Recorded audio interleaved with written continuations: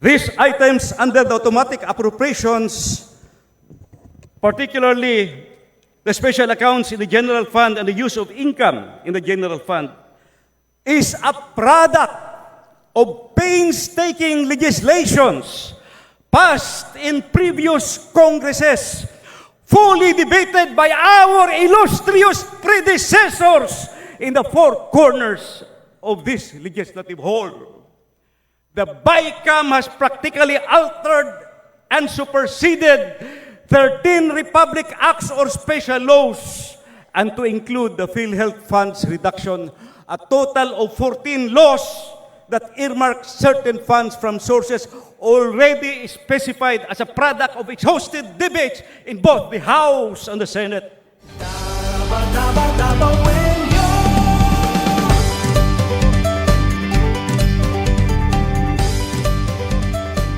Madam Speaker, distinguished guests, ladies and gentlemen, good afternoon. Good evening na pala. I rise to avail of the privileged hour to address a matter of profound importance, one that affects us as members of Congress, our constituents, and most especially the future generations of Filipinos who will inherit the consequences of our decisions today. The 2026 National Expenditure Program, or NEP, will soon be submitted to Congress for deliberations.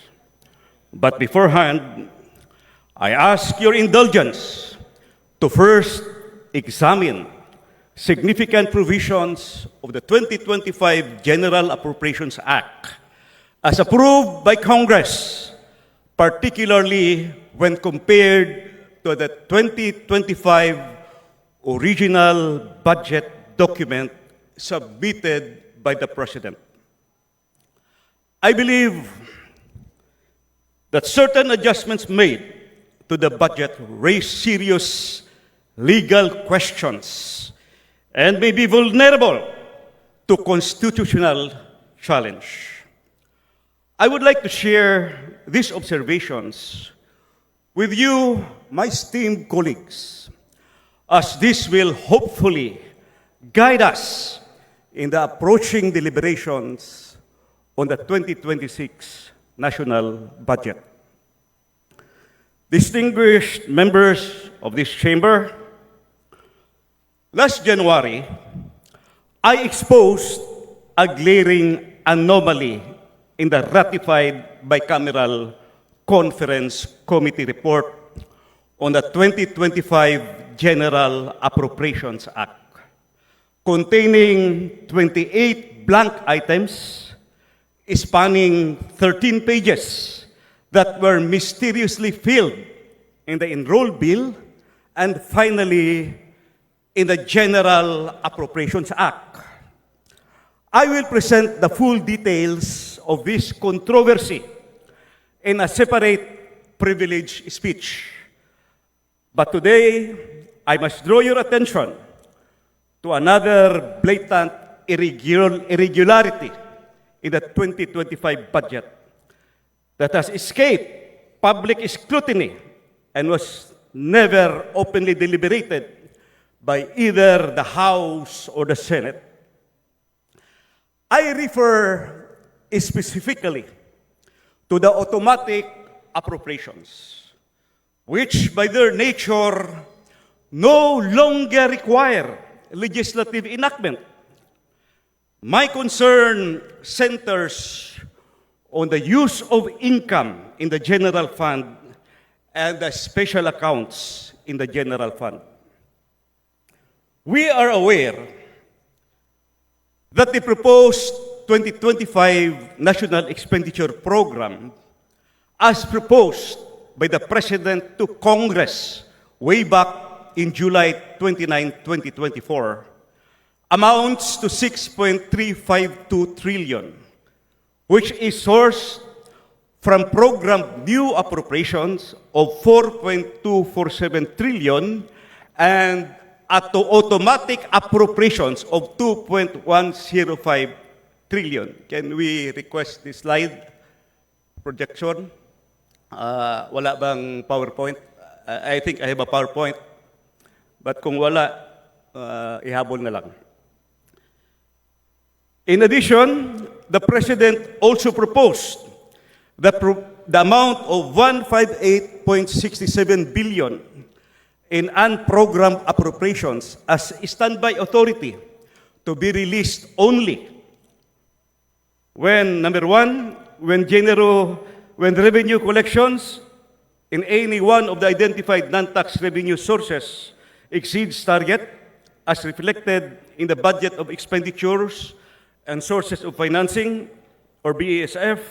Number two, when new revenues from new tax and non-tax sources are collected, which are not part of or not included in the original revenue sources reflected in the BASF. Or three, approved loans for foreign assisted projects. In summary, the expenditure program of 6.352 trillion can be presented in a more detailed manner, taking into consideration the program and unprogrammed new appropriations and components of the automatic appropriations. Wala pa rin project point, PowerPoint, so kung wala pa rin, let me proceed. Supposedly, may PowerPoint tayo. Yung new general appropriations, 4.405 trillion, composed of program appropriations of 4.2 trillion and program appropriations of 158 billion. Yung automatic appropriations is 2.1 trillion, and under the automatic appropriations are the retirement and life insurance premium, customs duties and taxes, the national tax allotment, interest tax on national government debts, BARM block grants, pension of ex-presidents and spouses, net lending, at under automatic appropriations, nandito nakasulat ang special accounts in the general fund in the amount of 27,352,123,000. Again, the unprogrammed appropriations of 158 million billion yung submitted ng Presidente. Again, for a total expenditure program of 6.352 trillion.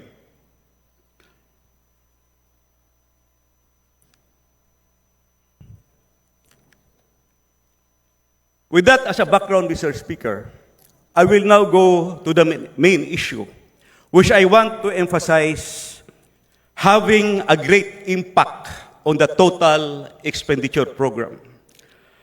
As I have said earlier, I will no longer discuss the items under the program and unprogrammed appropriations of the GAA, since it is the topic of another privileged speech, or my next privileged speech.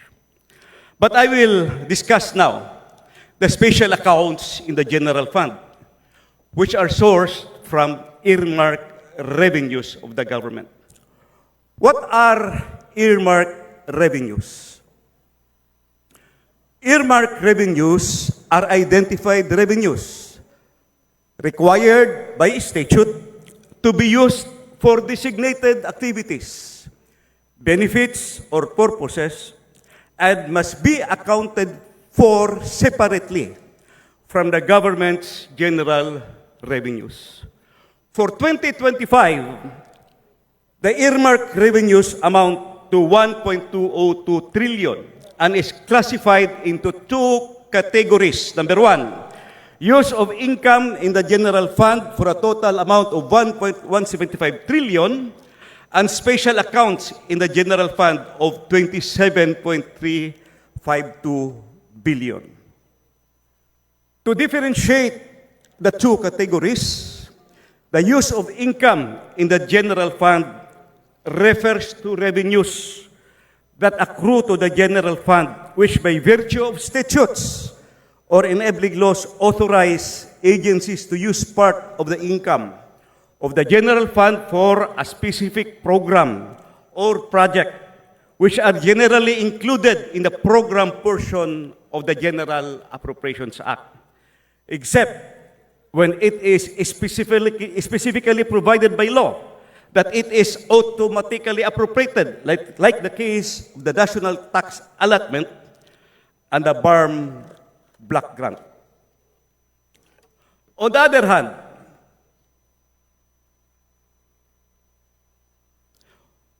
hand, special accounts. Thank you. Salamat. On the other hand, special accounts in the general fund, as mentioned earlier, are funds whereby proceeds from specific revenue measures are earmarked by law for specific priority programs and projects and are automatically appropriated. The details of the earmarked revenues are shown in Table B.15 or B.15, specifically on pages 413 to 420 of the 2025 BESF or Budget of Expenditures and Sources of Financing. Supposedly summarized on the screen, so mahaba yan. On the use of income in the general fund, the amount of 1.175 trillion, while the special accounts in the general fund is the amount of 27.352 billion. How I wish we had a PowerPoint para madaling maintindihan. But let me continue. Mr. Speaker, Madam Speaker, may I mention the legal basis or the enabling laws that authorizes the setting aside of portions of the general fund and proceeds of specific revenue measures to ensure the funding of the programs and projects being implemented by the recipient departments and agencies. As shown in Table B.15 of the 2025 BESF, dahil wala tayo dito, the Table B.15 of the BESF can be seen at the website of the DBM. Hanapin nyo lang yung BESF, makikita nyo doon, Table B.15. The earmarked revenues usually comes from collections of previous years at any specified period indicated in the enabling laws. Considering that these earmarked revenues are subjected to the annual programming of expenditures, some of the funds will accumulate huge balances at the end of the fiscal year. For purposes of my speech, I am showing only the earmarked revenues for 2025 and those with available balances as of December 31, 2023 as reflected in Table B.15 of the 2025 BESF. So, dahil wala tayong PowerPoint, I'll just refer you to the DBM website. Now, I will focus my discussion on the special accounts in the general fund. What are special accounts, again, in the general fund? As part of the budgetary process, special accounts in the general fund and all the other automatic appropriations do not require any annual legislative action by Congress. However, any amendment or upward amendment to these accounts may directly or indirectly increase the total expenditure program submitted by the President to Congress. This could potentially violate the constitutional limitation on the appropriation of funds. To summarize, the special accounts in the general fund refers to the funds whereby proceeds from specific revenue measures are earmarked by law for specific priority programs and projects and forms part of the national expenditure program submitted by the President to Congress. SAGF are presented in the NEP or in the GAA in the form of special provisions which explicitly provides for the amount of program expenditures over and above the regular new appropriations of an agency. If the amounts in the special provisions are increased by Congress, there is a corresponding increase over and above the total expenditure program as submitted by the President to Congress. Throughout my 15 years of service in this House, The items classified under automatic appropriations have remained absolutely intact. These appropriations have been consistently recognized and respected by the House Committee on Appropriations, the Senate counterpart, and both chambers of Congress as legally mandated expenditures that are explicitly protected by their enabling laws. These automatic appropriations must not be subjected to alteration or amendment as they constitute non-discretionary obligations established by law. Their statutory protection ensures that these funds remain outside the purview of the annual appropriations process, preserving the legislative intent and maintaining the fiscal stability these mechanisms were designed to provide. However, for the first time in an unprecedented move, the 2025 budget reveals that the Bicameral Conference Committee has amended the automatic appropriations by making substantial upward adjustments in the special provisions of several agencies, with SAGF a staggering 12.75 billion increase that fundamentally undermines the protected status of automatic appropriations. This extraordinary breach has inflated the President's original submission from 27.352 billion to an unprecedented 40.107 billion, a shocking 47% increase that directly contravenes the statutory mandate of these appropriations. Such manipulations on the special accounts on general fund allocations set an extremely perilous precedent that threatens the very foundation of our budgetary framework and the rule of law that protects these funds from political interference. From the original proposal of 27.352 billion, the amount is raised to 40.107 billion. Madam Speaker, the BICAM adjustment of 12.75 billion will correspondingly increase the total expenditure program from 6.352 to 6.365 billion. Supposedly, meron tayong PowerPoint presentation. Wala. Based on my scrutiny, dahil wala tayong PowerPoint presentation, papakita ko lang at sasabihin ko na lang, babasahin ko na lang isa-isa. Based on my scrutiny, the BICAM made the following adjustments on the SAGF of the affected agencies. 1. ACF, Agricultural Competitive Enhancement Fund, dinagdagan ng 274 billion. Remedies Fund, ACF dinagdagan ng 274 million. Remedies Fund dinagdagan ng 28 million. Competitiveness Enhancement Measures Fund dinagdagan ng 1 billion. Fisheries Management Fund dinagdagan ng 13 million. Rewards and Incentives Fund dinagdagan ng 3.6 billion. Spectrum User Charge dinagdagan ng 5 billion. Fire Code Income dinagdagan ng 2.5 billion. Land Registration Fees and Collection dinagdagan ng 37 million. Other executive offices of the Dangerous Drugs Board dinagdagan ng 20.95 million.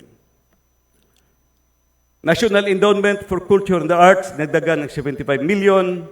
Philippine Space Agency, dinagdagan ng 126 million. Yung Coconut Development Fund and Coconut Consumer Stabilization Fund, dinagdagan ng 65 million.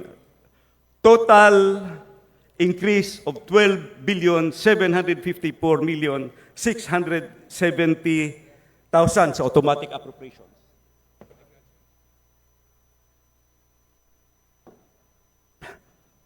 What are the legal and constitutional violations demanding immediate resolution? Madam Speaker, the following critical constitutional questions must be urgently addressed as they strike at the very heart of our democratic budgetary process and threaten the integrity of future national appropriations. First, constitutional infirmity. Has the Bicameral Conference Committee, by unilaterally increasing SAGF by 12.7 billion, rendered the entire 2025 expenditure program constitutionally defective? This unprecedented manipulation raises the specter of a fundamentally flawed budget that violates Article 6, Section 25, Paragraph 1 of the Constitution, which explicitly prohibits Congress from increasing the appropriation submitted by the President. Second, fundamental breach. The core constitutional question that demands immediate clarity.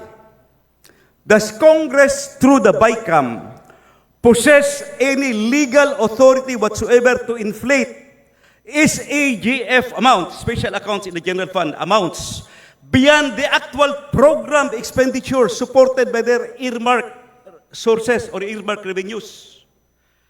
This appears to be a direct violation of the established principles that special accounts in the general fund are by their very nature limited to their earmarked revenues and cannot be arbitrarily expanded beyond their statutory limitations. These are not mere technicalities. They are fundamental breaches of our constitutional architecture that could render the entire budget process null and void. The gravity of these violations cannot be overstated, as they threaten to establish a dangerous precedent where future Congresses might feel emboldened to disregard constitutional constraint with impunity. Mr. Speaker, as I mentioned earlier, Madam Speaker pala, as I mentioned earlier, the other category of the earmark revenues is the use of income in the general fund, which by virtue of statutes or enabling laws authorizes agencies to use part of their income of the general fund for a specific program or project which generally included in the program portion of the GAA. I want to bring to your attention that the BICAM amended the line item appropriation of the DPWH of the Special Road Fund, adjusting the net figure of 16.756 billion to 34.74 billion, or an increase of 17.992 billion. However, the amount in the special provisions is maintained at 16.75 billion. Hindi balanse. Pero in-increase yung line item appropriation in the DPWH on the Special Road Fund.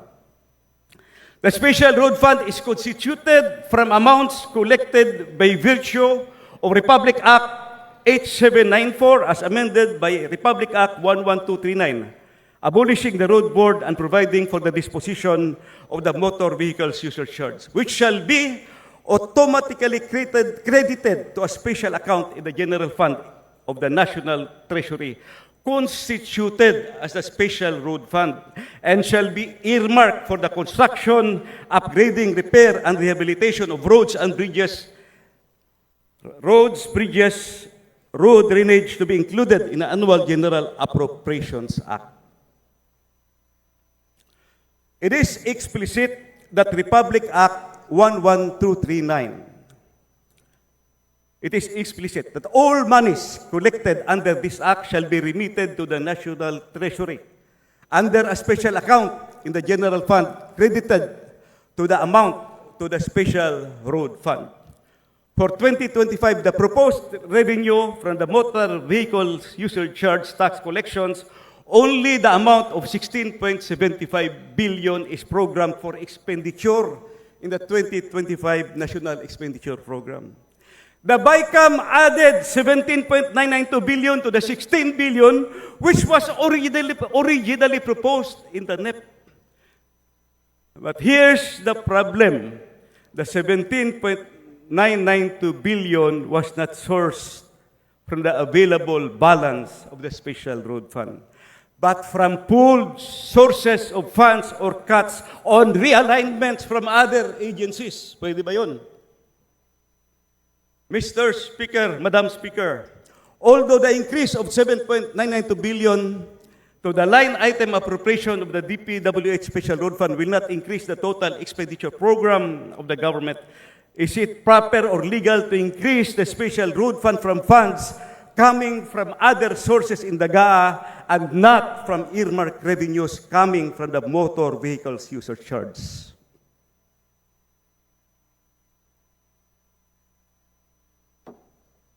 What are the legal and constitutional questions raised? The increase of 17.992 billion on the line item appropriations of the DPWH Special Road Fund was that sourced from the specific earmarked revenues stipulated by law or Republic Act 11239, which must come from the MBUC, but allegedly sourced from pooled or reallocated sources from other agencies.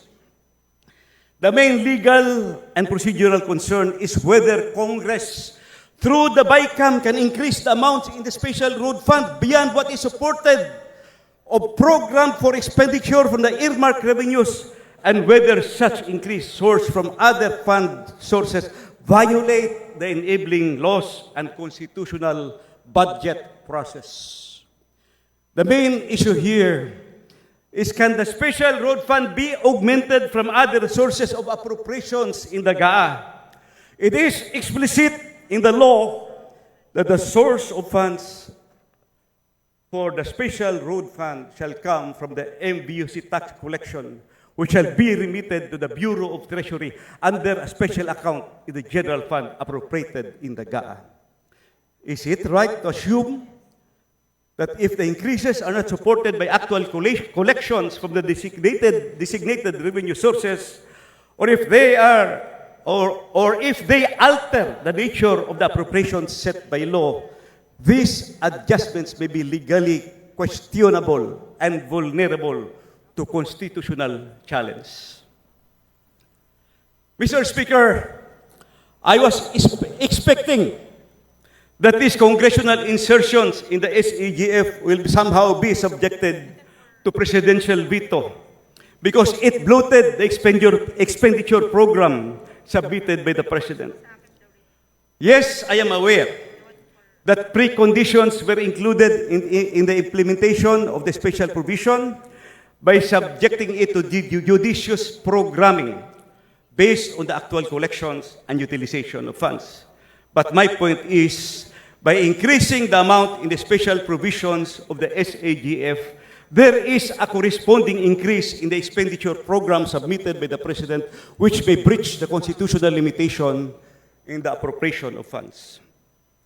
Of the numerous provisions on SAGF amended by Congress, only the special provisions of the Bureau of Customs on rewards and incentives was conditionally vetoed. On the other hand, the Special Road Fund, which has substantially increased from 16.756 billion to 34.748 billion, was merely noted by the President under the general observations portion of the veto message. If you can remember, the direct veto was only 26 billion for the DPWH and 168 billion in unprogrammed funds. Madam Speaker, I must now address a final matter that, while not technically classified under automatic appropriations, involve similarly protected earmark funds, vital to our universal healthcare system. The syntax law explicitly mandates that portions of revenues from tobacco and sugar-sweetened beverages be earmarked for PhilHealth to fund healthcare services under Universal Healthcare Act. While these funds may not be formally designated as special accounts in the general fund, like this previously discussed, the law is very clear in requiring their earmarking for PhilHealth. These earmark funds, by their very nature, must be used exclusively for their statutorily designated purpose, healthcare delivery for the Filipino people. Similar to the national tax allotment, this fund should be automatically and regularly included in the annual General Appropriations Act. However, in the 2025 budget, PhilHealth received zero allocation from these mandated earmark funds. This zero allocation represents a clear failure to comply with both the sin tax law and the Universal Health Care Act. Congress has not provided what is legally due to the Filipinos. Again, Congress has not legally provided what is legally due to the Filipino people under these laws. It is particularly troubling that even a token 1 peso budget could have saved PhilHealth's legal standing for augmentation purposes. Instead, the complete absence of allocation effectively prevents any possibility of funding restoration. Madam Speaker, this zero allocation for PhilHealth represents a serious departure from the state's obligation to fulfill the promise of universal health care for all Filipinos. This omission demands immediate rectification to honor our legal commitments and our moral duty to provide health care access to our citizens. The failure to allocate mandated earmark funds to PhilHealth raises profound constitutional questions that merit careful examination. The 1987 Constitution explicitly enshrines health as a fundamental right. Article 2, Section 15 declares that the state shall protect and promote the right to health of the people, while Article 13, Section 11 mandates that the state shall adopt an integrated and comprehensive approach to health development which shall endeavor to make essential goods, health, and other social services available to the people at affordable cost. By withholding the statutorily mandated earmark funds from PhilHealth, the government failed to fulfill its constitutional obligation to provide the health benefits guaranteed under the Republic Act 11223 or the Universal Health Care Act. This law was specifically enacted to ensure that all Filipinos are guaranteed equitable access to quality and affordable health care, goods, and services, and protective against financial risk. Pending judicial review, these constitutional concerns are not merely academic. Multiple petitions have been filed before the Supreme Court, challenging both the zero budget allocation for PhilHealth and the related transfer for PhilHealth reserve funds. The resolution of these cases will have far-reaching implications for the implementation of the universal health care and the protection of Filipinos' constitutional right to health. Mr. Speaker, Madam Speaker, Mr. Speaker, yes, Mr. Speaker, as we await the Supreme Court's guidance on these critical matters, we must recognize that the stakes could not be higher: the health, the well-being of every Filipino. Mr. Speaker, my dear colleagues, my dear Filipino countrymen watching this on live coverage, I rise today with a resolute heart to speak on our national budget, not as a ledger of pesos and centavos, but as the living promise we make to every Filipino who trusts government will safeguard their health, their dignity, and their hope.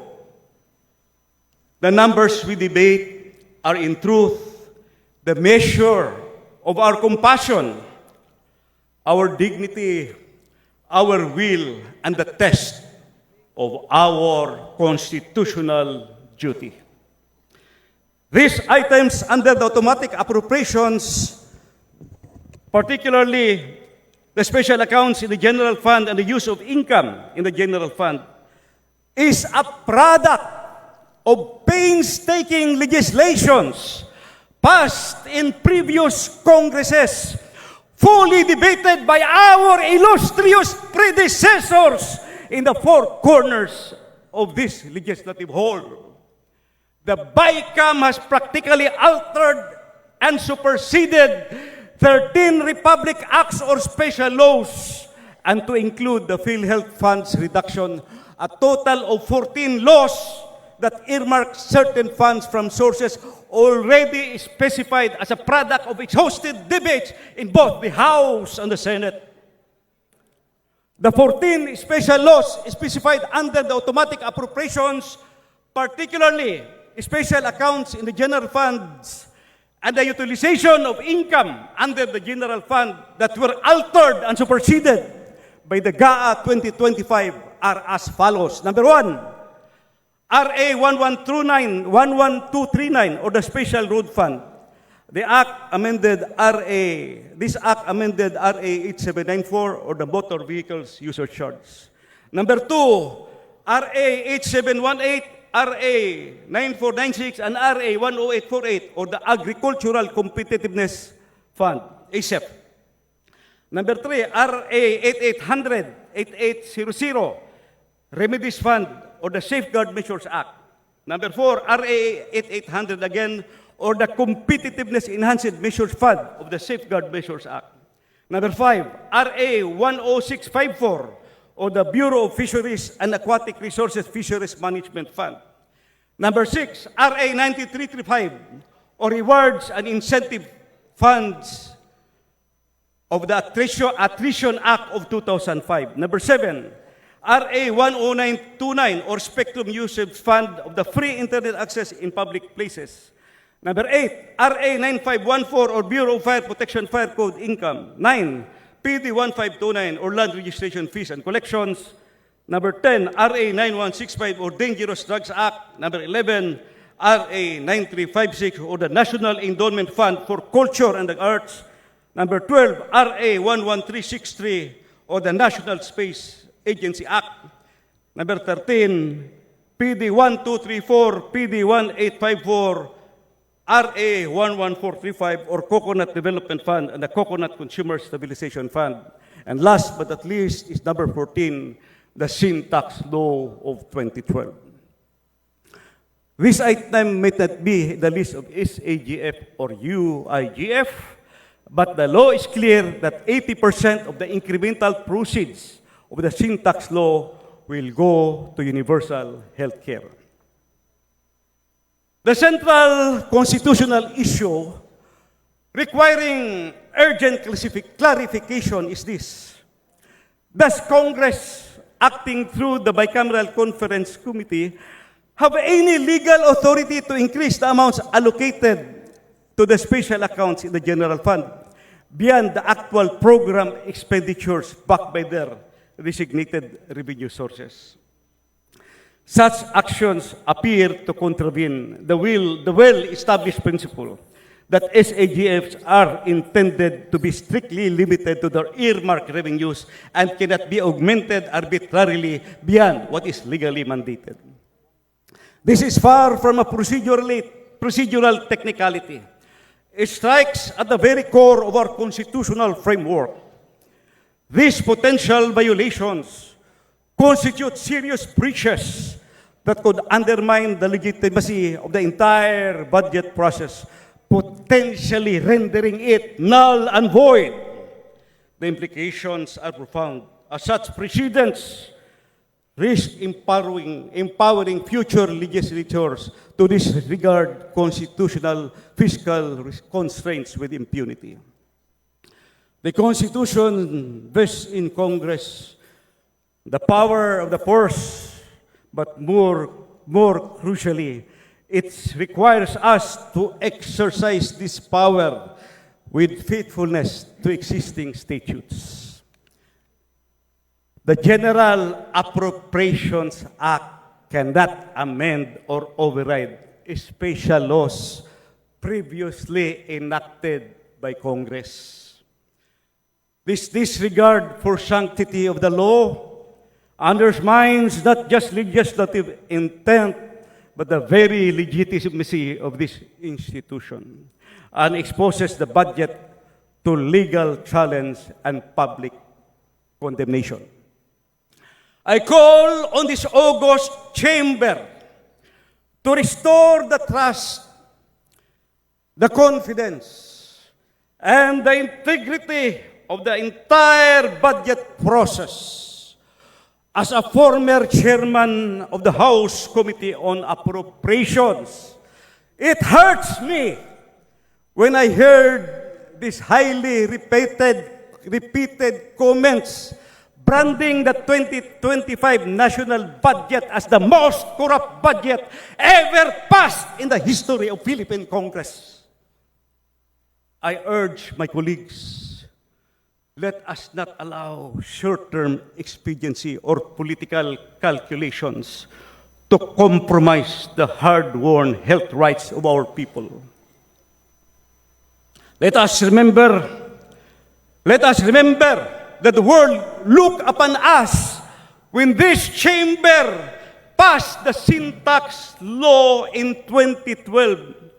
It helped the country garner the first ever investment grade credit rating from international credit rating agencies.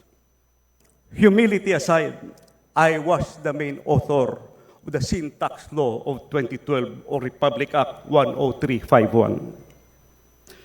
For the sake of every Filipino in need, for our duty to the Constitution, for the future of our children and our children's children, I respectfully appeal, let us act now to correct this injustice.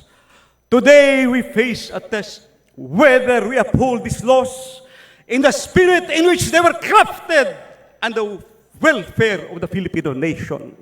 Let us never forget the power of the force is not ours to wield, but ours to safeguard for the people we serve. Let us wield not just authority, but compassion and justice, for that is the true spirit of public service. Thank you, and may God bless our deliberations and our nation. Daghan salamat. Mr. Speaker, if there's anybody in the hall who wants to ask question, I'm willing to reply for an interpellation. Thank you, Mr. Speaker.